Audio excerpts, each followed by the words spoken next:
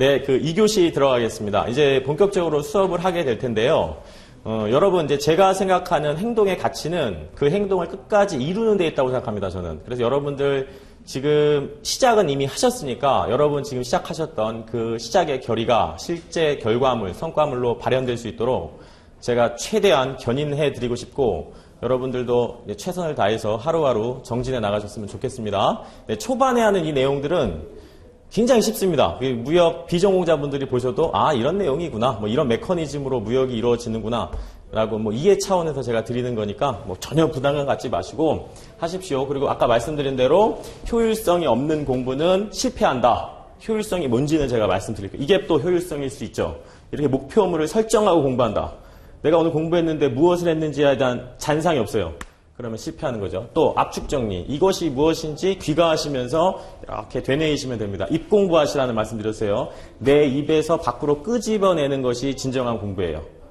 우리가 제가 이제 물어봅니다. 여러분들한테. 그게 뭐죠? 물어보면 기억이 안 나시면 고개를 숙이세요. 그렇죠? 마음이 무겁죠. 기억이 안 나면. 자기 자신한테도 그런 걸 느끼셔야 돼요. 아 내가 이걸 모르네. 그럼 마음 무겁게 다시 한번 입으로 암기해 보세요. 그러면 2차까지 충분히 펜이 나갑니다. 근데 평소에 이런 공부를 1차 때부터 하지 않으면 2차 때 당황하세요. 펜이 안 나가요. 공부는 하긴 했지만 했다라는 느낌만 있는 거예요. 메타인지라는 것이 있어요. 여러분 메타인지. 그게 뭐다? 내가 아는 것에 대해서 모르는 것에 대해서 정확하게 구분할 수 있는 능력. 그게 메타인지고 메타인지력이 떨어지시는 분들은 공부를 하긴 했지만 한 것 같지 않은 느낌이 들어요. 그럼 마치 이거죠. 내가 내 입으로 어떤 개념에 대한 설명을 할 수 있는지 없는지를 한번 가늠해 보세요. 할 수 있으면 아시는 거예요. 근데 내 입에서 안 나가. 배우긴 배웠는데 그건 안다라는 느낌만 있는 거예요. 그러면 시험에서는 필패합니다. 아 공부는 했는데 왜 점수가 안 나오지? 이런 상황을 맞닥뜨리게 되세요. 네, 이렇게 하십니다. 압축 정리. 그리고 저는 말씀드린 대로 한 번에 수직 상승하는 걸 좋아하지 막 지지부진하게 공부하는 걸 싫어합니다. 아셨죠? 2달 동안 우리 압축 정리해서 소개의 성과를 이루셨으면 좋겠습니다. 네. 그래서 이제 지금부터 공부를 하실 건데 이런 내용들에 대해서 오늘 공부하실 거고 첫 번째 우리 이제 무역 영어가 뭔지 그리고 무역 영어를 어디까지 공부해야 되는지를 아셔야 돼요. 네, 이런 것들은 여러분들께서 필기를 하셔야 돼요. 필기하시면서 들으세요. 제가 왜 초반에는 교재에 안 넣냐 하면요. 이걸 여러분들이 그냥 이렇게 보고 계시면 안 돼요. 오감을 다 사용하셔야 돼요. 눈으로 보시고 귀로 듣고 입으로 구두로 하시면서 쓰셔야 됩니다. 우리가 공부해야 될 무역 영어의 범위는 3가지예요. 관세사 1처에서 고득점 하시고 무역 실무까지 연계돼서 점수를 획득하시려면 이걸 아셔야 됩니다. 첫 번째 통신문을 하셔야 돼요. 통신문은 뭐냐면 무역회사 다니시는 분은 아시겠지만 상대 회사와 서신을 교환합니다. 메일로 교환하실 수도 있고 정말 편지로 보낼 수도 있어요. 뭐 텔렉스 이런 걸 전보로 보낼 수도 있고 과거에는 그런 게 바로 무역 서신이에요. 아셨습니까? 편지라고 생각하시면 돼요. 편지다. 이게 그냥 편지다 이렇게 생각하세요. 편지. 쉽게 말하면 편지라고 생각하세요. 첫 번째. 이게 몇 문제 나온다? 매년 한두 문제 출제가 돼요. 아셨죠? 어떻게? 순서 배열 문제가 나옵니다. 항상 순서 배열. 그러니까 어떤 편지에 대한 내용이 있으면 이 상황이 어떤 상황인가를 빠르게 인지하셔야 돼요. 하시다가 이런 것도 다 연습합니다. 순서 배열 문제가 나오고 그다음에 문법 문제도 나와요. 문법 문제. 문법 문제는 왜 나오느냐? 사실 서신에서 문법에 오류가 있으면 상대 회사에서 신뢰를 갖기 힘들죠. 문법에 대한 이제 완벽한 구사가 필요합니다. 그래서 그런 점은 관세사가 또 조언해줄 필요도 있잖아요. 그러니까 여러분들이 다 관세사 되실 분들이니까 이제 거래회사의 계약서, 신규 계약을 보시면서 잘못된 부분을 잡아주셔야 돼요. 그런 게 오류로 상대방한테 전달되면 안 되게끔. 그럼 굉장히 고마워하죠. 관세사로서. 그런 부분 생각하시면서 정확하게 공부하세요. 2번째. 무역 서류가 있습니다. 그러니까 이거랑은 다른 거예요. 이거는요, 의사 전달입니다. 의사 전달. 어떤 내용에 대한 자신이 하고 싶은 말을 이런 거 있습니다. 대금을 깎아주십시오. 선적기를 늦춰주십시오. 아니면 선적기를 빨리 해주십시오. 이런 건 편지로 교환하는 내용이고, 이제 무역 서류라는 건 정식의 폼이 있습니다. 정식의 폼. 그래서 이런 거 있죠. 들어는 보셨을 거예요. 상업 송장. 그리고 제가 최대한 쉬운 용어와 쉬운 단어를 사용할 거예요. 처음에는. 그럴 수밖에 없어요. 지금 처음 하시는 분들이 있어요. 제가 아까 말씀드린 대로 현학적인 단어 쓰면서 어렵게 수업을 진행하면 여러분들한테 남는 게 없어요.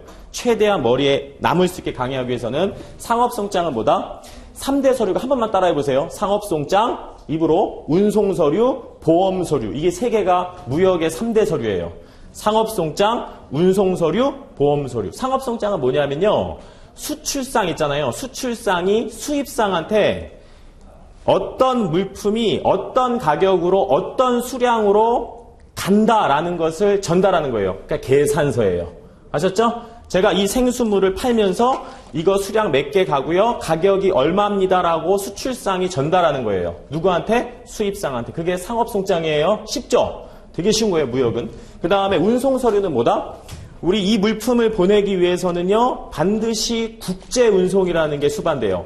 상이한 국가에 소재하잖아요. 내가 일본 사람하고 거래하든 중국 사람이랑 거래하든 중간에 운송이 있어요. 그러면 우리가 택배 아저씨 생각하시면 됩니다. 제가 택배를 보내고 싶어요. 아저씨가 오시죠. 이 물품 좀 가져다 주십시오. 누군가에게. 그러면 택배 아저씨가 못 끊어주죠? 운송장 끊어주죠? 택배 수령증. 이거 내가 받았으니까 전달 잘할게요. 그게 증거예요. 나중에 중간에서 물건이 사라지면 그거 갖고 찾을 수 있어요. 누가 잘못했는지. 아셨죠? 그게 바로 운송서류예요. 이 운송서류 중에 가장 중요한 거 여러분 기억하세요. 바로 BL이라는 게 있어요. 저는요, 처음에 무역 공부를 할 때 이런 용어가 너무 어려웠어요. 근데 여러분들 제가 그런 부분을 충분히 감안해서 자세히 설명드릴 거예요. 그리고 반복해서. BL은 뭐냐면요, 한진해운 같은 선박회사가 해상 운송될 화물을 실었다라는 증거로 발행하는 거예요. 택배회사 아저씨가 우리 운송장 주잖아요. 이 물건 전달하겠습니다라고 줄 텐데 이번엔 한진해운에서 전달하는 거예요. 우리한테. 수출상한테 주는 소리예요. 물건 잘 받았다고. 선적됐다고. 그게 바로 BL입니다. 가장 중요하다. 우리 관세사 시험에서. 그리고 보험 서류는 뭐냐면요. 우리 수출된 물품이 국제 운송을 통해서 이동하는 과정 중에 사라질 수가 있어요. 그죠? 그리고 또는 망가질 수 있죠. 그걸 멸실 손상됐다고 해요. 이런 용어도 기억하셔야 됩니다. 이런 기본적인 용어는. 멸실 손상될 것을 대비해서 수출상이나 수입상 양자 중에 한 명이 보험을 들어요. 우리가 생명보험 들듯이, 암보험 들듯이 물건 사라지거나 망가지는 걸 대비하기 위해서. 그쵸? 그 위험으로부터 기인하는 어떤 손해를 담보하기 위해서 보험을 부과합니다. 그거예요. 이렇게 3가지 서류. 제가 이따 물어볼 겁니다. 무역의 3대 서류가 뭐죠? 그러면은 여러분들께서는 어떻게? 상업송장. 줄여서 송장이라고 해야 돼요. 송장. 그리고 운송서류, 택배. 3번째, 보험서류. 이렇게 얘기하셔야 돼요. 못하면 오늘 공부 못하신 거예요.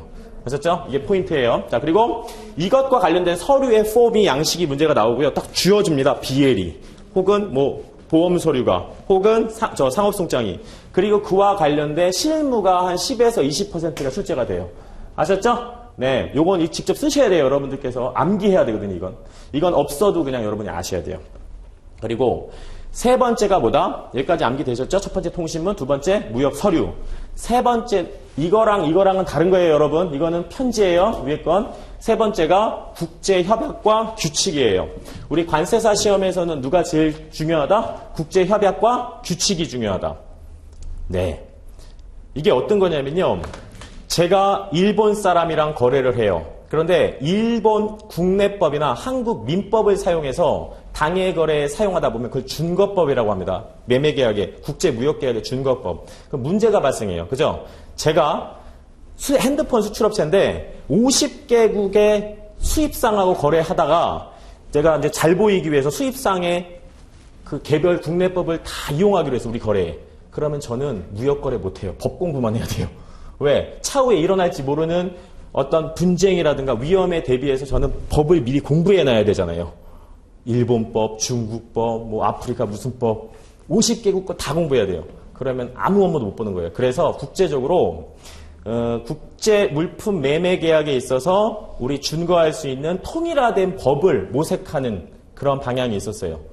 그게 바로 국제규칙과 국제협약이에요. 아셨죠? 특정한 국가의 국내법을 사용하는 데 따르는 문제점, 혹은 아예 법 없이 거래를 하다 보면 법의 공백으로 또 문제가 발생해요. 법 없이 간다면 나중에 문제가 발생했을 때 해결이 안 나는 거예요. 계속 다툼만 더 커지지. 그죠? 그래서 국제적으로는 그런 걸 통일하려는 움직임이 있었다. 그래서 그게 바로 국제협약과 규칙이다.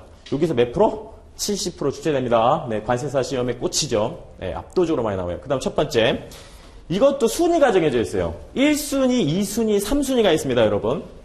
보시면 1순위는요. 전체 40문제잖아요, 우리 시험이. 40문제 중에 각각 7에서 6문제가 출제돼요. 이게 3대 소스죠? 이렇게 3개. 보이시나요? 제가 써드릴게요. 잘 안 보일 수 있어서. CISG. 외우셔야 됩니다, 지금 오늘. 처음 들었어도 CISG. 라는 게 있어요. 네. 그 다음에 인코텀즈. 그 다음에 UCP. 이렇게 3개가 있어요. 이게 관세사 시험의 꽃이에요. UCP, CISG, 인코텀즈. 여기서요. CISG에서 7문제 나와요. 여기서 7문제 나와요. 여기서 7문제 나와요. 40문제 중에. 그럼 3개 합쳐서 몇 문제? 21문제. 혹은 20문제. 막 이렇게 나와요. 18문제에서 21문제. 그러니까 이게 다라고 생각하시는 분도 있어요. 그만큼 비중이 큽니다, 이게. 네. 그런데 여러분들 아셔야 될 게 있어요. 지금 이 시점에 바로 내가 선제적으로 전달 드릴게요. 이제 어떤 분들이 그렇게 말씀하신다고 했죠. 나 관세사 시험에 3대 협약 다 공부했다. 나 되게 공부 많이 했어. 이러면 그 사람은 합격하기 힘들어요. 2차 때. 여기서 협약인 것은 하나밖에 없고요. 규칙인 게 2개예요. 구분하셔서 기억하셔야 돼요. 지금 그냥 기억하세요. CISG는요. UN에서 제정한 우리 법이에요. 법. 국제협약. 이건 협약입니다. 협약. 이건 협약이고요. UN에서 제작했어요. 우리 국내법도 국회에서 제정하잖아요. 아무나 제정 주체가 될 수 없는 것처럼 UN이라는 무게감 있는 단체에서 제정을 했어요. 그래서 법으로서의 기능을 하는 것이 CISG. 처음은 힘드시겠지만 하세요. 얘는 법입니다. 법이라고 생각하세요. 협약은 곧 법이다. 국제법이다. 그리고 인코텀즈랑 우리 UCP는요. 제정 주체가 같아요. 어디다? ICC라는 곳에서 제정했어요. ICC가 어디냐면요. 국제 상인들이 모인 개모임이에요. 국제 상인들이 모여가지고 일단 단체를 만들었어요. 민간단체인 ICC가 제정한 이것은 규칙이에요. 규칙. 그럼 선생님, 이것과 2개의 차이점이 뭔가요? 제가 이렇게 말씀드릴게요. 법은 우리 최약국, 우리나라에서 이 법에, 이 협약에 대해서 최약국의 위치가 있다면 적용이 되는 거예요. 당사자의 거래에. 그런데 규칙은 임의적인 겁니다. 임의적인 것. 이따가 제가 다시 말씀드리겠지만. 그래서 우리 거래에, 일본 사람과 저와의 거래에서 인코텀즈나 UCP를 사용하기 위해서는 당사자가 계약서에 준거문을 넣어야 돼요. 이번 거래에 UCP 사용하겠음. 이번 거래에 인코텀즈 사용하겠음. 그러니까 이거는 임의적이에요. 임의적. 사용해도 되고 안 해도 되는 거예요. 아셨죠? 당사자의 의사에 따르는 겁니다. 그래서 여러분들은 이제 이렇게 말하는 겁니다. 네, 나는 관세사의 3대 소스를 공부해서 이러셔야 돼요. 3대 소스보다 CISG라는 협약, 그리고 인코텀즈와 UCP라는 국제 규칙을 공부했어. 이래야지 합격하시는 분이 돼요. 그죠? 네. 이렇게 기억하시고 여기에서 각각 6에서 7, 21문제, 20문제 나온다. 2순위가 있어요. 2순위는 매년 각각 2문제씩 나와요. 2문제. 대략적으로 그렇습니다. 그래서 여기 보시면 URC라는 게 있어요. URC는 뭐다? URC는 이것도 제정 주체가 어디냐면요. ICC예요. ICC가 어디라고 했죠? 제가 말씀드렸잖아요. 상인들의 계모임, 민간단체, 거기서 제정을 했어요. 그래서 이건 추심이라는 행위가 있어요. 추심 통일 규칙. 우리가 결제라는 걸 배우실 텐데요. 아직 그냥 모르셔도 돼요. 그냥 추심 통일 규칙이다 이렇게 아시면 돼요. 추심 통일 규칙이다. 추심 통일 규칙이다. 그리고 헤이그라는 것이 있어요. 헤이그는요. 운송과 관련된 거예요. 운송. 이거 위에 거는요. URC는요. 결제와 관련된 거. 결제와 관련된 거. 그리고 함부르크도요. 운송과 관련된 거예요. 운송. 국제 운송. 그다음에 ICC 2009가 있죠. 이건요. 보험 약관이에요. 우리 보통 보험 들면 뒷면에 보이지도 않는 깨알 같은 글씨 있잖아요. 보험사가 우리한테 주는 잘 읽지 않는 보험사에게 유리하게 될 수 있는 내용들. 그게 약관이에요. 이게 약관입니다. 보험 약관. 여기서 각각 몇 문제? 2문제씩 나와요. 아셨습니까? 네. URC 한번 따라해 보실까요? URC, 그 다음에 헤이그, 함부르크, ICC, 보험, 약관. 이게 2순위입니다, 여러분. 네, 기억하셔야 돼요. 오늘 귀가하시면서 반드시 기억하셔야 돼요. 이제 앞으로 암기 되시겠지만 그래도 선제적으로 암기하시는 게 기둥을 세우는 게 중요하잖아요. 세 번째가 뭐다? 네, 3순위입니다. 한두 문제가 나와요. MT 조약. 이건 복합 운송에 관련된 거예요. MT. 운송과 관련된 거예요. 이거는 무엇이다만 아세요. 운송. MIA는요. 영국의 보험법이에요. 보험에 관련된 것이다. 보험. MIA. 영국의 보험법. 그리고 뉴욕 협약이라는 게 있어요. 뉴욕 협약은 당사자가 우리 수출상에 해야 될 일이 뭐죠? 물품 인도죠. 수입상에 해야 될 일은 뭐죠? 여러분 그냥 쓰시면서 들으세요. 대금 결제죠. 근데 양자가 자신의 계약상의 의무를 완전하게 안 하거나 불완전 이행을 한 거예요. 그러면 위반이 생기죠. 그럼 위반이면 당사자, 상대방에게는 구제권이 생겨요. 어떻게든 해결을 해야 되잖아요. 그런 구제와 관련해서 소송이 있을 수도 있고 중재라는 것이 있어요. 한번 따라해 보실까요? 중재. 제가 입공부하셔야 된다고 그랬어요. 2차까지 합격하셔야 되니까 수직 상승. 자, 중재라는 것이 있는데 중재와 관련된 소송과는 조금 다른 겁니다. 중재와 관련된 뉴욕에서 만든 협약이에요. 여러분 이렇게 기억하셔야 돼요. 네. 그래서 여러분들 보시고 하셔도 되고 안 보고 하셔도 돼요. 자, 우리 무역 영어는 내가 어느 정도까지 공부해야 된다는 걸 미리 정합니다. 첫 번째, 무역 서신, 통신문이라고 해요. 편지글, 당사자의 의사표시글. 이거 여기서 한두 문제 나옵니다. 두 번째 뭐다? 무역 서류다. 무역 서류는 무역 3대 서류가 뭐죠? 첫 번째, 상업송장. 상업송장이 뭐예요? 매도인이란 말 취소. 수출상이 수입상한테 이런 물건이 이 정도 수량으로 이 정도 가격으로 갑니다라고 전달하는 계산서. 돈 주세요 하는 계산서예요. 네, 이런 물건 가니까 계산서가 바로 상업송장이다. 두 번째 뭐 있었죠? 운송서류. 그렇죠? 택배회사 아저씨 생각하시면 됩니다. 그분들이 우리한테 종이 끓여주잖아요. 그게 바로 중요한 게 해상운송에서는 BL. 아셨죠? BL이 가장 중요합니다. 우리 시험에서는 제일 많이 나와요. BL.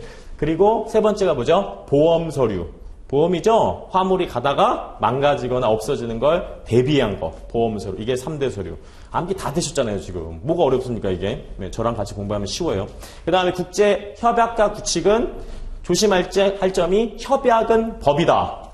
규칙은 민간규칙이라서 당사자가 써도 되고 안 써도 되는 거다. 임의적이다. 아셨죠? 네, 그렇게 기억하시고 1순위가 뭐다? 1순위가 제일 중요한 게 CISG.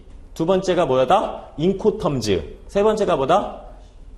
UCP. 아셨죠? UCP와 인코텀즈는 재정주체가 민간단체 ICC며 CISG는 우리 UN이다. 법이다, 법.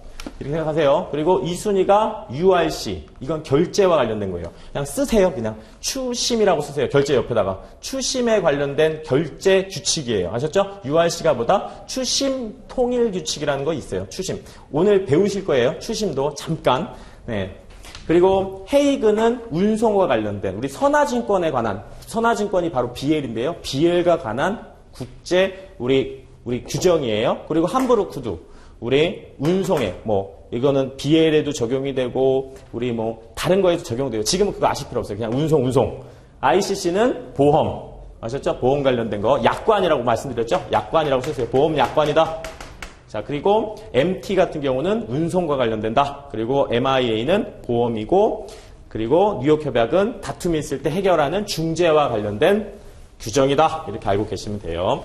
여러분 아셨겠지만은 이제 협약이라는 단어를 쓰면 법일 가능성이 높은 거예요. 그렇게 알고 계시고, 다음 보시면 우리 이건 잘 아셔야 돼요. 시작이 이겁니다.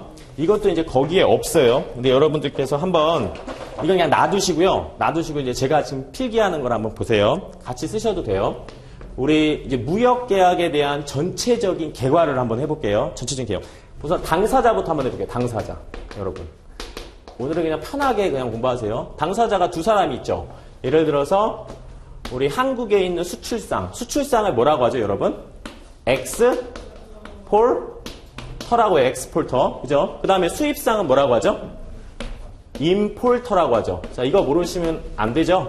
수출상과 수입상이에요. 그리고 다른 말로 하면요.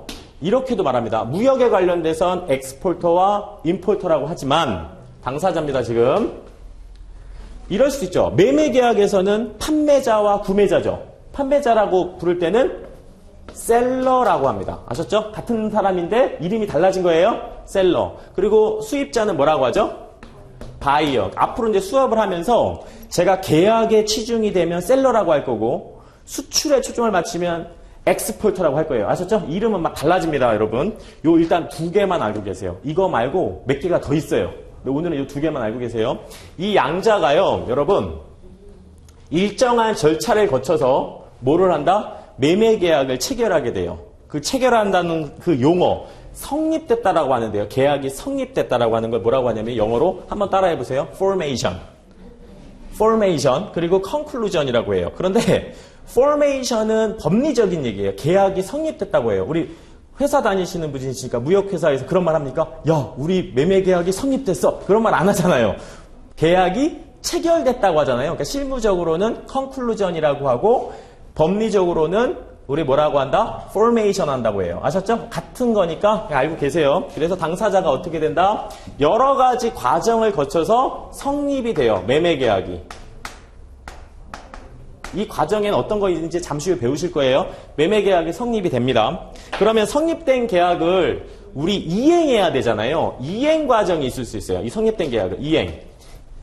그걸 이행이라고 합니다. 이 그림도 여러분 그냥 참고만 하세요. 근데 이행을 할 때는 어떻게 하죠?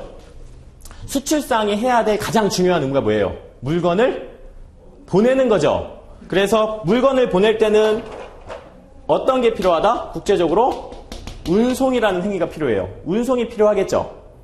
그렇지 않습니까? 그걸 바로 이행 과정이라고 합니다. 운송. 그 다음에 운송 중에 화물이 망가지거나 우리 사라질 경우를 대비해서 뭐 한다? 이미 다 아시는 거예요. 보험에 부부한다.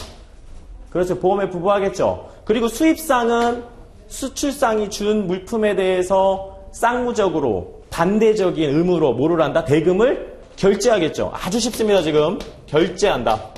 이게 핵심적인 이행의 세 가지 과정이에요. 아셨습니까? 네. 아셨죠? 그래서 이행은 영어로 뭐라고 한다? perform이라고 한다. 그리고 다른 말로 하면 carry out이라고 한다. 그 다음에 execute라고도 한다. 아셨죠? 이렇게 세 가지 알고 계세요. 네. 운송, 결제, 보험. 뭐 이 순서는 뭐 중요하지 않습니다, 여러분. 그리고 당사자가 이렇게 자신이 해야 될 일을 온전히 다 하면 불완전하거나 우리 뭐 아예 안 하거나 뭐 그런 경우가 안 하면요. 아니면요. 당의 계약은 어떻게 된다? 깨끗하게 어떻게 됩니까? 종료가 돼요. 물건 보낼 거 보내고 결제할 거 결제하고 그러면 깨끗하게 계약이 종료되는 거죠. 그걸 뭐라고 한다? termination이라고 합니다. 아셨죠? termination이라고 해요. 그런데 이럴 수가 있어요.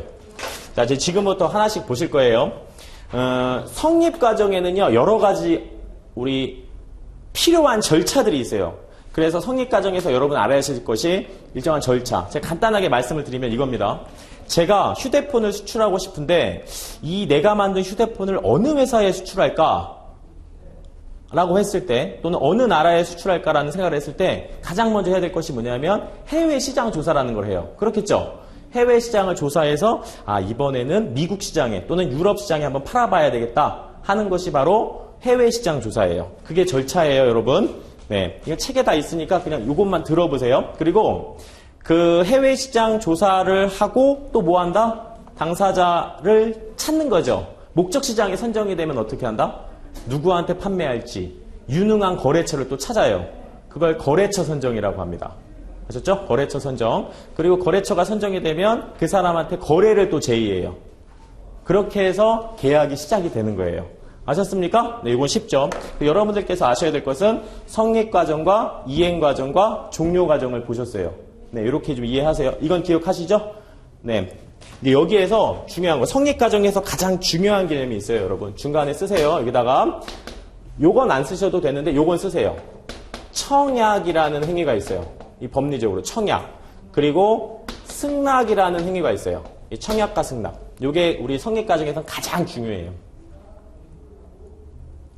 그리고 이행 과정에서는 이 세 가지. 네. 네. 그리고 우리 종료가 될 때 당사자가 깨끗하게 자신의 의무를 완수하면 계약은 깨끗하게 끝나는데 완수하지 않으면 다툼이 생겨요. 그런 다툼을 해결하기 위해서는 뭐가 필요하다? 소송이 필요하고요. 우리 무역에서는 중요한 게 중재라는 게 있어요. 상사중재라고도 하고 중재라고도 해요. 중재라는 게 필요해요. 우리 법원에서 심의하는 것이 아니라 우리 무역 전문가 어떤 집단이 당의 어떤 문제점에 대해서 중간에서 해결을 해줍니다. 쉽게 말해서 그걸 중재라고 하죠. 이런 과정을 거쳐요.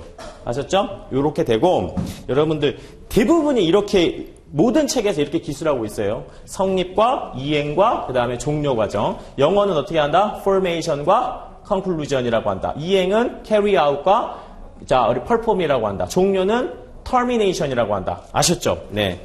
그리고 제가 이제 쉬는 시간에 이거 다시 보여드릴 테니까 여러분 여기 보세요. 어떤 절차가 필요한지 요 밑에다가 쓰세요. 당사자가 계약이 시작되는 과정을 잠깐 보여드릴게요. 네, 보세요. 요런 절차입니다. 영어는 쓰지 마시고요. 한국말 한번 써보세요. 한글. 이 계약이 성립되는 그런 과정에 나중에 다 배우실 겁니다. 한번 써보세요. 큰 목차 잡는 거예요.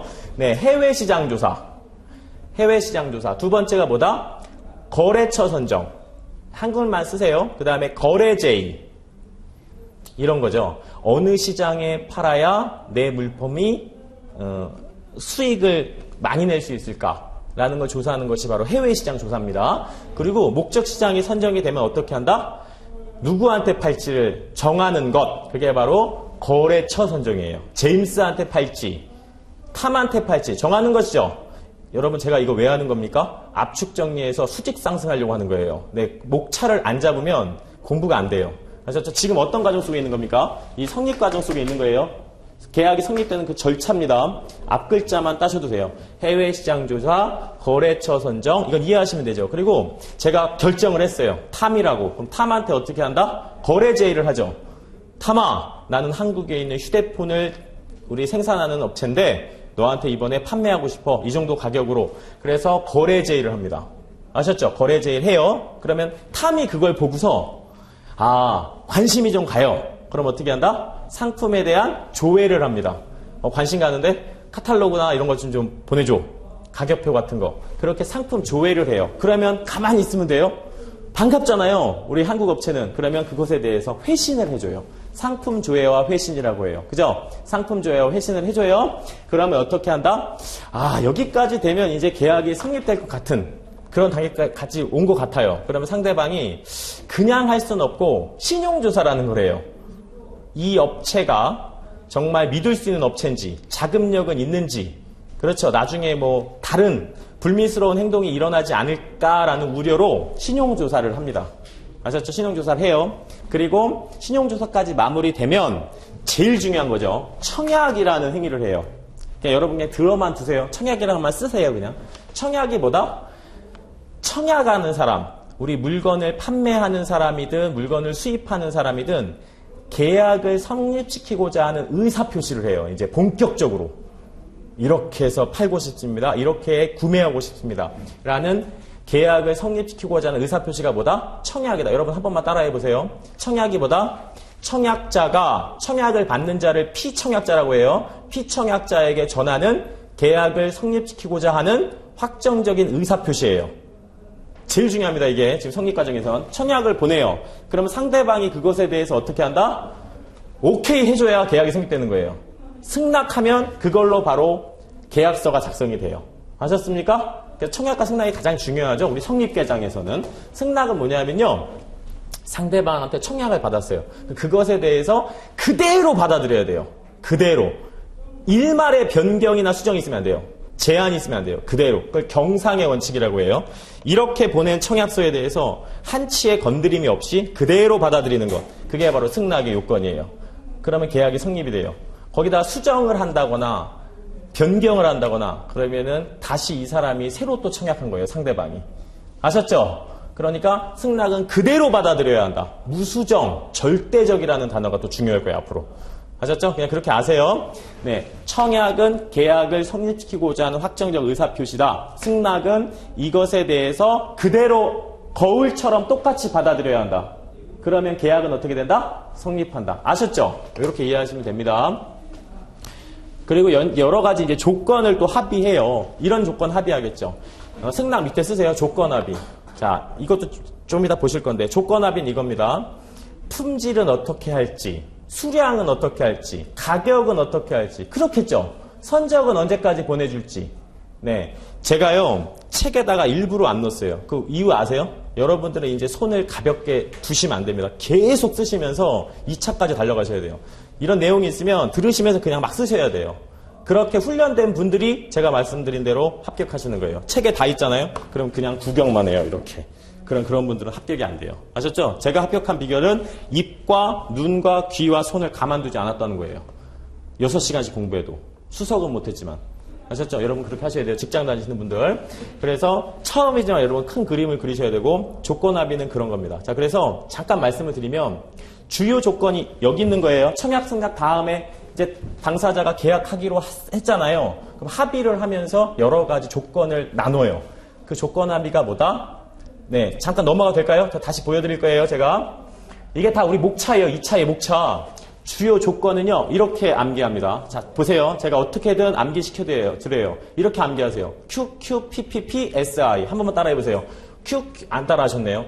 QQPPP-SI. 계약서에 들어가야 될 조건입니다, 이거. 자, 어떻게 한다? 퀄러티가 바로 뭐예요? 품질 조건입니다. 그리고 수량 조건이 뭐다? 퀀터티. 수량은 얼마로 할래? 우리 요번 핸드폰에. 그 다음에 가격은 어떻게 해줄래? 프라이스. 네. 그 여백에 그냥 작성하세요. 네. 네. QQPPP-SI. 교재에는 있긴 있는데, 여러분들 진짜 쓰시게 하려고 제가. 자, QQPPP-SI. 자, 그래서 페이먼트. 이건 결제와 관련된 거. 그 다음에 패킹은 뭐다? 포장과 관련된 거. 그리고 십먼트. 이건 선적이죠. 용어에 조금 익숙해지셔야 돼요. 인슈어런스는 뭐다? 보험이다. 이렇게.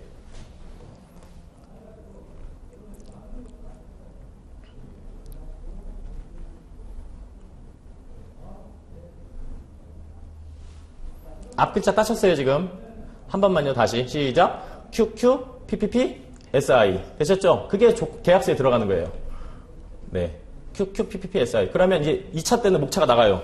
아, 당사자가 약정해야 될 아주 쉬운 문제로, 뭐 그런 문제 나올 리가 없지만, 조건에 대해서 서술하시오. 그러면 여기서 하나라도 누락되면 안 되는 거예요. 그렇겠죠? QQ, PPP, SI를 그대로 쓰시면 됩니다. 네. 관련 내용을 상기하시면서. 기술할 상황이 생겼을 때 제가 말씀드린 대로 1차와 2차를 연계해서 지금 하셔야 돼요. 항상 1차 때도. 별개가 아니고.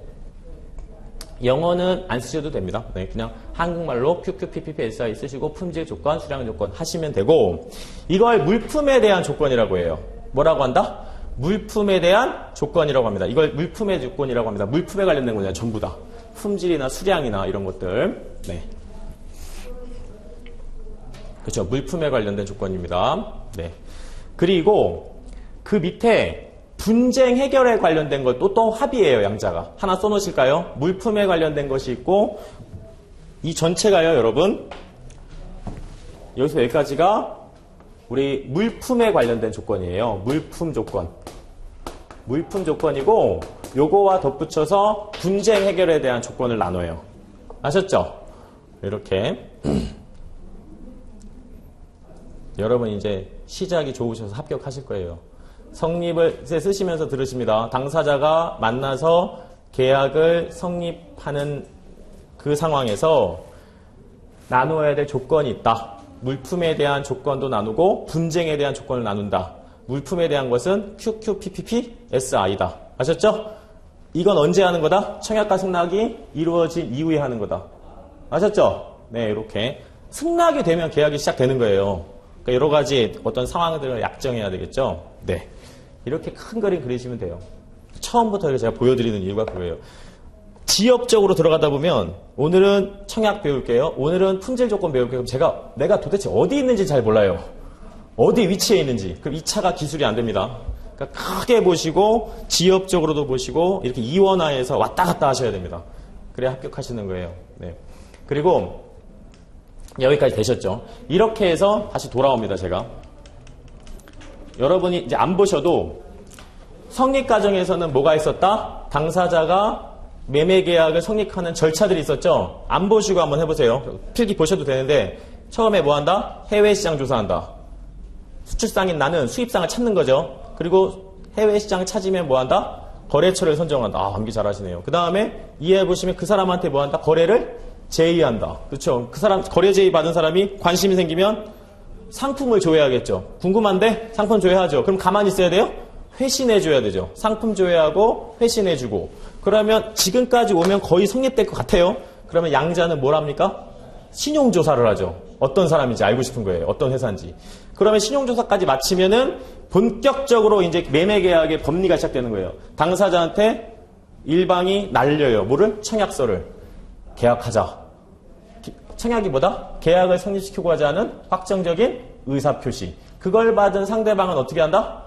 일말의 변경, 수정 없이 절대적, 무조건적으로 받아들이는 거예요. 이 용어가 안 들어가면 점수가 안 나와요. 2차 때도. 절대적, 무수정, 이런 말들. absolutely, 이런 말.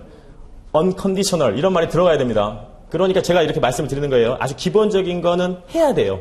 이렇게 하고 계약이 성립이 되면 양자가 뭐를 한다? 조건에 대한 합의를 하죠. 두 가지 조건. 물품에 대한 거 하나, 분쟁 해결에 관한 거 하나. 물품은 뭐다? 이미 암기됐죠? QQ, PPP, SI. 그거 합의하고 분쟁이 나면 소송으로 할지 중재로 할지 합의한다. 계약서에 남기는 거예요. 후일의 분쟁에 대비해서 거기까지 왔어요. 자, 그 다음에 정형거래 조건이라는 것이 있어요. 들어는 보셨을 거예요. 정형거래 조건. 못 들으신 분들 이거예요. 정형거래 조건은 뭐냐면요. 성립 단계에서 논할 얘기인데요. 인코텀지 있죠. 인코텀지가 바로 정형거래 조건의 해석에 관련된 규칙이에요. 다시 한번. 우리 정형거래 조건이 이겁니다, 여러분. 보세요. 당사자가 수출 수입을 하는데 이런 얘기를 나눠요. 야, 네가 이번에는 우리 창고까지 가져다 줘라. 수출상아. 혹은 수출상에 나 그럴 능력이 없어. 당신이 우리 창고에 와서 가져가시오.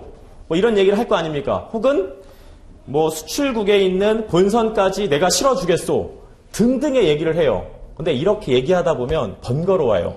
그래서 전통적으로 여러분 보세요. 무역거래는 일정하게 어떤 당사자들의 어떤 상관습이 있습니다. 그걸요. 알파벳 3개로 규정을 해놨어요. 예를 들면 FOB 이런 용어를 써요. 그럼 알아들어요. FOB는 뭐다? 수출국에 배우신 분들은 수출국에 선박이 있어요. 그 선박에 수출상이 물건을 실어주면 그걸로 끝인 거예요. 거기까지 비용을 누가 부담한다? 수출상이 부담하는 거고 그 이후부터는 싹 다 수입상이 부담하는 거예요. 그냥 양상사자가 FOB 하면 알아들어요. 무역을 오래 해왔던 분들은. 아셨죠? 그걸 뭐라고 한다? 한 번만 따라해보세요. FOB. 여기 너무 많으신 분들이 계시지만 FOB는 정형거래 조건이에요. 정형거래 조건. 그렇죠. FOB. 그런 걸 합의해요. FOB로 할지 뭐 CIF로 할지 이런 용어. 알파벳 3개로 이루어진 계약에 관련된 조건이에요. 아셨죠? 이건 정형거래 조건은 여러분 쉽게 말씀드려서 어디까지 누가 비용을 부담할지, 위험은, 물품에 대한 위험은 어디서 상대방한테 이전이 될지 이런 것들을 미리미리 나눠야 놔야 될 거 아닙니까? 계약할 때. 근데 그게 길게 구차하게 얘기하면 힘드니까 단어 하나로 딱 끝내는 거예요. FOB. 하나 써놓으세요. 옆에다가 여러분 정형거래 조건이라고 하시고 옆에다가 지금 당사자의 우리 정형거래 조건 당사자는 배우셨고요. 정형거래 조건이라고 하나만 쓰세요.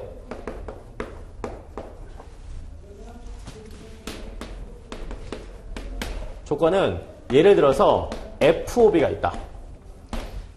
FOB. FOB는 뭐다? 우리 수출국의 선박에요. 물품을 뭐 컨테이너가 됐든 뭐든 간에 적재해주는 그 순간까지 누가 비용을 부담한다? 수출상이 비용을 부담한다. 그리고 이 이후부터는 수입상이 비용을 부담하며 위험까지 다 수입상이 가져간다. 그게 바로 뭐예요? FOB예요. 딱 본선에 적재하는 이 순간까지의 비용. 누가 부담? 수출상이 부담. 이렇게 당사자가 아는 거예요. 그걸 FOB라고 합니다. 그리고 여러분 잘 들어보세요. 이러한 FOB가 시간을 쭉 흘러오면서 사용해 오면서 미국 FOB, 유럽 FOB 막 달리 해석이 돼요. 자기 막 당사자들 마음대로 오랜 시간을 흐르면서. 그러니까 이대로 두면 안 되겠다 해서 아까 ICC가 뭐라고 했죠? 상인들의 계모임. ICC에서 야 이렇게 막 중구난방으로 해석하지 말고 우리 통일적으로 FOB는 이거야 라고 해석을 해두자 한 게 바로 인코텀즈예요. 인코텀즈는 뭐다? FOB와 같은 정형거래 조건, 당사자들이 쭉 써오던 그런 상관습을 정리해놓은 해석의 규칙이 바로 인코텀즈예요.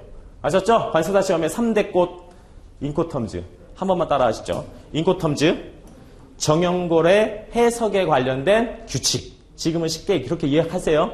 그러면 인코텀즈는 우리 이 세 가지 단계에서 어디에서 논할 단계다? 성립 과정에서 논할 단계인 거예요. 아셨죠? 인코텀즈는. 아셨죠? 잘 이해하셔야 돼요. 큰 그림.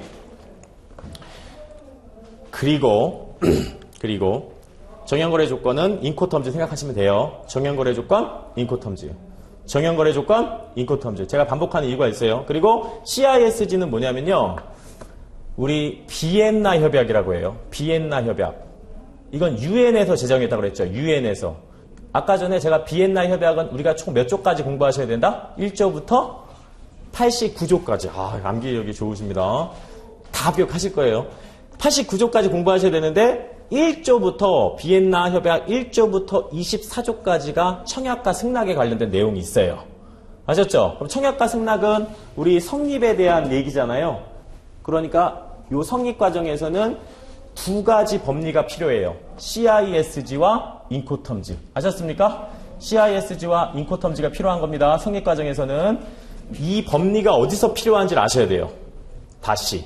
성립은 인코텀즈가 필요해요. 성립 과정에서는 정형거래 조건에 대한 해석이 필요하니까.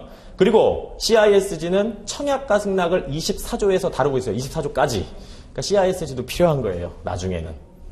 아셨습니까? CISG. 네. 그리고 잘 모르시겠으면은 제가 알려드렸어요. 저한테 연락하세요. 네. 그럼 제가 시간을 딱 잡아서 답장 드릴 거예요. 아셨죠? 네. 그리고 이번에는 이행 과정에서 필요한 거 볼게요. 이게 이런 것들이 이제 70%니까 이렇게 아셔야 돼요. 매도인이 물품 보내는 의무가 가장 중요하죠. 그러려면 뭐가 필요하다? 운송이 필요하죠. 아까 헤이그가 뭐라고 했습니까? 제가 헤이그가 운송에 관련된 거. 한 번만 따라하세요. 헤이그. 전 이런 게 처음에는 복잡했거든요. 하시다 보면 돼요. 헤이그도 운송이고요. 쓰실까요? 여기다가? 네. 운송. 운송. 제가 이따가 다시 쉬는 시간 보여드릴 테니까 이것도 운송이에요. 함부르크도. 뭐다? 운송. 운송에 관련된 거예요. 그리고 물품을 받았어요. 그럼 매수인은 뭐 해야 됩니까? 결제해야 되죠? 결제와 관련된 게 뭐다? UCP예요. UCP는 결제와 관련된 거예요. URC도 결제와 관련된 거예요. UCP는 뭐냐면요. 여러분 들어보셨을 거예요. 신용장이라는 게 있어요. 신용장. 대금 결제하는 수단이거든요. 신용장에 대한 규정을 담고 있는 게 UCP예요. 아셨죠? 그리고 URC는 뭐냐면요. 추심이라는 게 있어요. 결제 방식. 추심. 돈 주는 방식을 얘기하는 거예요. 추심이라는 것을 규정하고 있어요. 추심. 통일 규칙이에요. URC. 아셨죠? 네. 됐습니까? 네. 그리고 MT 있잖아요. MT. MT는 운송이죠. 아까 전에. 무슨 운송? 기억력이 정말 좋으신 분들이네요. 복합운송이라는 게 있어요. 복합운송이라는 건 뭐냐면요. 그냥 들어만 두세요. 앞으로 다 하니까. 첫 시간이에요. 마음 편하게. 복합운송은 2종 이상의 운송수단이 꼭 결합해야 돼요. 그러니까 배에서 배로 물품이 이동하면 안 돼요.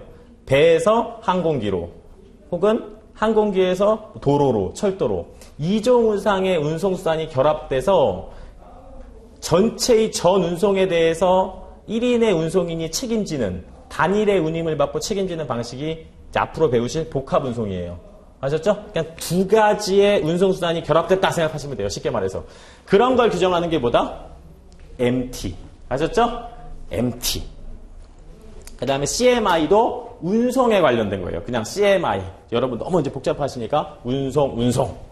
아셨죠? 이건 다 운송이다. 네. 운송. 자, 여러분 어떤 마음일지 제가 알아요, 지금. 정말 다 생소하잖아요, 지금. 영어도 그렇고. 그 다음에 MIA는 뭐예요? MIA는 보험. ICC도 뭐다? 보험 약관이다. 이거 오늘 다 외우시면 좋을 텐데. 귀가하시면서. 이행 과정에서 필요한 법리들이에요. 제가 갑자기 질문 드려볼게요. MIA 보험, 그렇죠. ICC 보험, 그렇게 오늘도 기억하시고 주무세요. 취침하시기 전에. 자, 그리고 종료와 구제권, 당사자들의 우리 의무가 깨끗하게 끝나면 종료되고요. 불완전하게 이행되거나 미이행되면 상대방에게 구제가 생겨요. 그랬을 때 소송으로 안 가고 중재라는 걸 사용합니다. 무역에서 되게 특이한 우리 해결 방식이 중재. 물론 뭐 민사 중재도 있긴 하지만 무역에선 중재가 중요해요. 중재. 이런 중재를 다루고 있어요. 어디에서? 뉴욕 협약에서. 뉴욕 협약 옆에다가요. 제가 쓸게요. 중재라고. 뉴욕 협약은 UN에서 만든 거예요. 중재와 관련된 규정을. 그 CISG는요, 여러분. 저기도 있죠, CISG가. 비엔나 협약이 여기도 있죠. 비엔나 협약은요, 당사자의 의무와 관련돼서 권리 의무와 관계한 어떤 법리적인 내용들을 두루두루 담고 있어요. 그래서 종료와 관련된 것도 담고 있어요. CISG가. 아셨죠? 당사자의 어떤 위반과 구제와 관련된 것도 담고 있어요. 네. 이렇게 이해하세요. 이건 기억하셔야 돼요. 그러면 앞으로 어려움이 없어요. 앞으로 다 외우시게 되겠지만, 그래도 오늘 처음이니까 연습장에다 한번 그림 그리시면서 한번 마무리하고 주무세요. 네. 그쵸. 쉽습니다. 이게 크게 목차만 잡아두면. 네. 되셨죠? 이렇게 됐어요. 안 보시고, 성립, 이행, 종료. 성립에 사용되는, 우리 성립에서 가장 중요한 것은 뭐다? 청약과 승낙의 법리다. 그죠? 청약과 승낙을 담고 있는 게 뭐다? CISG. 그렇습니다. 그리고 우리 계약을 이렇게 양자가 합의하면서 일정한 조건에 대한 얘기를 하죠. 그런 물품에 대한 조건도 있고 우리 분쟁 해결 조건도 있고 그 다음에 어디까지 네가 비용을 부담해 어디부턴 위험이 너희 것이야 라고 위험이 이전되는 그런 시점을 규정한 것이 정형거래 조건. 정형거래 조건에서 따라붙는 규정이 바로 인코텀즈. 그리고 청약과 승낙의 법리를 담고 있는 것이 CISG, 비엔나 협약, UN이 만든. 네. 그리고 이행 과정에서는 결제와 관련된 게 뭐다? 제일 중요한 신용장. 신용장에 대한 규정 담고 있는 게 UCP. 그리고 신용장하고는 좀 다른데 추심이라는 게 있습니다. 추심 다루고 있는 게 URC. 아셨죠? URC. 자, 그 다음에 우리 헤이그, 함부르크, MT, CMI 전부 음송. 그리고 MIA 보험, ICC 보험 약관 후면에 있는. 아셨죠? 그리고 종료가 되면 그 종료에 대한 것을 규정하고 있는 것이 또 비엔나 협약, CISG. 제가 CISG라고 할 때도 있고 비엔나라고 할 때도 있어요. 같은 겁니다. UN이 만든. 그리고 마지막 우리 뉴욕 협약. 뉴욕 협약은 뭘 담고 있다? 중재. 이러면 완벽하신 거예요, 여러분들. 오늘 첫 시간으로는. 아셨죠? 네, 공부가 좀 되셨던 분도 이 정도는 알고 계셔야 돼요. 이 메커니즘으로 다 돌아가요, 무역은. 아셨죠? 그리고 여러분 하나만 더 기억하실 것이 이건 지금 필기를 하셨잖아요. 보세요. 우리 요 엑스포터가 있고 그 다음에 임포터가 있는데 이 상이한 국가에 소재하는 이 당사자 간의 무역 계약은 우리 뭐 법체계나 문화나 상관습을 달리하기 때문에 여러 가지 이제 무역에서 우리가 주의해야 할 점들이 많습니다. 그런 걸 배우실 거고 기억하셔야 될 것이 만약에 한국에 있는 저하고 이제 이게 수출자 그리고 미국에 있는 수입자가 거래를 하면 자 보세요. 우리나라의 법이 국내에서는 적용이 되죠. 그리고 무역에서도 적용이 돼요. 무역에서도. 그걸 뭐라고 하냐면요. 강행규정이라는 것이 있다. 강행규정. 그러니까 양자가 거래를 함에 있어서 이쪽은요. 한국 법역이에요. 한국 법역. 한국의 법의 영역이란 뜻이죠. 이쪽은요.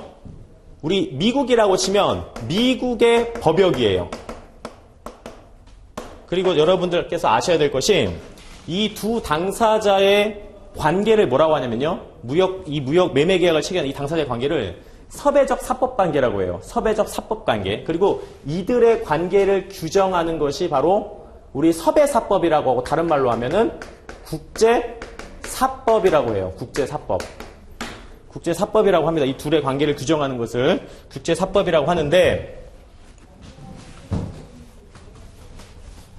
국제사법. 이들의 관계를 규정하는 법이 어떤 게 있냐면요. 보세요. 이런 게 있습니다. 바로 협약이라고 했죠. 국제 협약이 적용이 돼요. 이들의 관계에.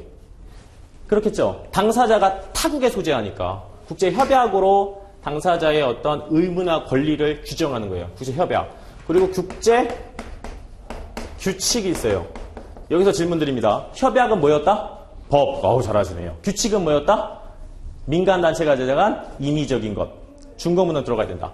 이것도 적용되고요. 또 뭐가 적용되냐면요. 여러분 보세요. 상관습이 적용돼요. 상관습. 당사자가 해오던 것들 있잖아요. 무역 당사자들이. 야, 이번에 FOB로 하자. 이런 것들. 그런 게 상관습이에요. 정형거래 조건. 근데 그 정형거래 조건이 통일화를 시키기 위해서 인코텀즈라는 것이 있었던 거죠. 인코텀즈는 뭐다? 국제 규칙이다. 상관습도 적용돼요. 자, 그 다음에 우리 약관이라는 것도 적용돼요. 약관. 당사자가 상이한 국가에 있기 때문에 약관이 뭐냐면요. 여기 있네요. ICC가 뭐예요? 보험약관이죠. 저것도 당사자 거래를 규정해요. 당사자들 사이에서. 알았죠? 네. 요것도 약관도 있을 수 있고요. 또 어떤 게 있냐면요. 특정한 국가의 국내법도 적용돼요. 특정한 국가의 국내법. 이런 것들이 적용돼요. 예를 들어서 저기 있네요. MIA. MIA가 뭐다? 영국의 보험법이라고 말씀드렸잖아요. 영국의 보험법. 아, 다른 나라에 소재하는 당사자들 사이에는 이런 것들이 당사자의 관계를 규정하는 국제사법으로 적용이 되는구나 라고 이해를 하시면 돼요. 아셨죠? 그게 뭐다? 국제협약, 국제규칙, 통일규칙이라고도 해요. 그리고 또 뭐다? 상관습. 쭉 해오던 대로 우리 그냥 하자. 상관습. 그리고 약관. 그리고 특정한 나라의 국내법. 뭐 MIA처럼 보험법 같은 거. 아셨죠? 이런 것들이 섭외적 사법 관계를 규정하는 거예요. 아셨습니까? 그렇게 이해하세요. 네. 그리고 또 이럴 수 있어요. 이거 말고 또 하나 추가될 거 있습니다. 그것은 뭐냐면요. 이거 플러스 우리가 꼭 관세사로서 조심하셔야 될 것이 미국 사람이 그러는 거예요. 아, 내가 상국에서 휴대폰 수출하는데 이번 거래에서는 저는 관세를 안 내겠습니다. 그럼 이 사람이 자신의 국가에서 관세 안 낼 수 있어요? 관세는 임의적인 게 아니에요. 강행 규정이에요. 당해 국가에. 제가 쉽게 말씀드리면. 그래서 어떤 게 또 적용되냐면 강행 규정이라는 것이 있어요. 강행 규정. 이거는 거스를 수가 없는 거예요. 이건 거스를 수 있죠. 안 지킬 수 있죠. 우리 UCB 같은 건 내가 적용 안 하면 안 해도 되는 거예요. 근데 강행 규정은 꼭 지켜야 돼요. 우리나라에도 강행 규정이 있죠. 한국 법역에 적용되는 그 강행 규정이 바로 뭐다? 여러분 다 아시겠지만은 우리 배우시자 1차에 관세법. 관세 안 내고 막 들어오면 안 돼요, 물건. 관세법. 그리고 007 가방에 담아가지고 대금 갖다 주고 그러면 돼요? 안 되죠? 은행을 통해서 줘야 되죠? 자료가 남아야 된단 말이에요, 이게. 외환도피도 있을 수 있고, 관세 포탈도 있을 수 있으니까. 그럼 뭐가 있다? 외환거래법이 적용되죠. 외환거래법. 그 다음에 우리 이러한 무역에 대한 기본법이면서 통일법 역할을 하는 제반 기본적인 모든 사항을 담고 있는 게 대외, 우리 2차 무역 실무에 포함되어 있죠. 대외무역법이라는 게 있어요.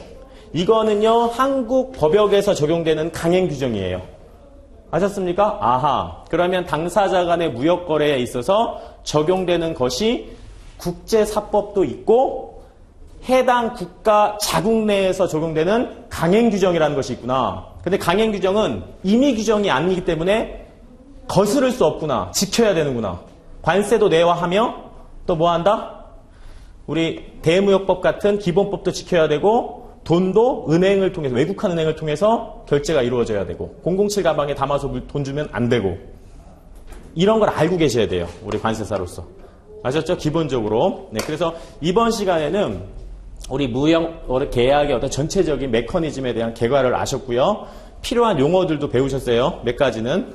그리고 성립과정, 이행과정, 그리고 종료과정에서 필요한 법리까지 정리하셨고 그 법리 플러스 우리 강행 규정에 얘기한 게도 잠깐 얘기를 드렸어요, 제가. 아셨죠? 이런 것들이 필요하구나. 우리 무역계약에서는. 섭외적 사법관계다. 한 번만 따라해 보실까요? 섭외적 사법관계에서 적용되는 것은 국제사법과 그 다음에 당사자 해당국의 강행규정이 있겠다. 이렇게 이해를 하세요. 네, 여기까지 하시고 잠깐 쉬시겠습니다. 네.